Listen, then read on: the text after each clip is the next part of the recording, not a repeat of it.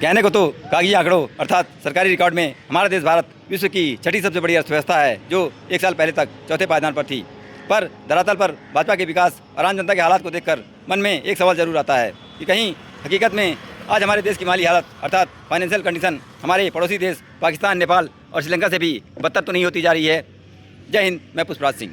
28 फरवरी 2026 से America Iran के बीच चल रहे युद्ध के कारण उपजे ऊर्जा संकट अर्थात एनर्जी क्राइसिस के बावजूद हमारे पड़ोसी देशों पाकिस्तान, नेपाल और श्रीलंका की सरकारों ने जनहित में पेट्रोल डीजल के दाम घटाकर वहाँ की जनता को महंगाई से राहत पहुँचाने का प्रयास किया। तो वहीं दूसरी तरफ विश्व की छठी सबसे बड़ी अर्थव्यवस्था वाले हमारे देश भारत की सरकार द्वारा तेल कंपनियों की अंडर रिकवरी का रोना रोकर भविष्य में पेट्रोल डीजल के दाम घटाकर आम जनता और अन्नदाता को महंगाई से राहत दिलाने का झांसा दिया गया। केंद्रीय मंत्री हरदीप पुरी जी पेट्रोल डीजल के दाम कम करने के सवाल के जवाब में कहते हैं कि हमारे देश की तेल कंपनियों ने अमेरिका ईरान युद्ध के चरम पर महंगे दाम पर कच्चा तेल खरीदा था, इसलिए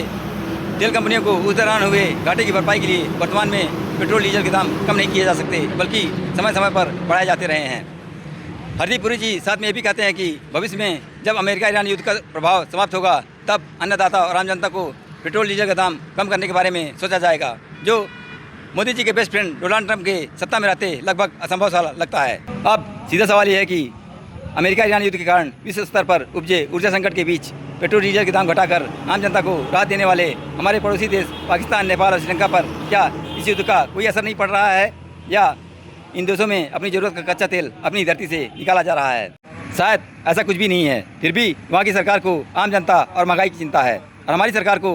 बड़ी बड़ी कंपनियों, पूंजीपतियों को फ़ायदा पहुँचाकर उनसे चंदा लेकर सांसद और विधायक खरीदने की। शायद इसीलिए इन कंपनियों की कमाई में कोई कमी नहीं की जा सकती, भले ही जनता महंगाई के बोझ तले दबती रहे, कराती रहे। आखिर कब तक मोदी सरकार तेल कंपनियों के अंडर रिकवरी अर्थात नुकसान की भरपाई की दुहाई देकर अपने चहेते उद्योगपतियों, पूंजीपतियों को फ़ायदा पहुंचाती रहेगी और उनकी तिजोरी भरती रहेगी, और आम जनता को अच्छे दिन, अनुकूल अवसर का झांसा देकर गुमराह करती रहेगी? इस सरकार से एक बार पूछिए तो सही। जय हिंद, जय भारत।